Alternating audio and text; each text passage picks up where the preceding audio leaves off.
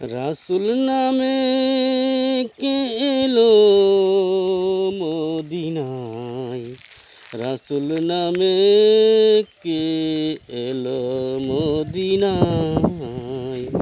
ওরে আকাশেরই চন্দ্র কেড়ে ওকে আনলো দুনিয়ায় রাসূল নামে।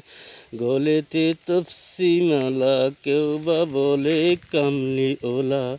ওরে আমার বুকের গর্দান তোলা, তাকে ডেকে নিয়ে আয় রাসূল নামে।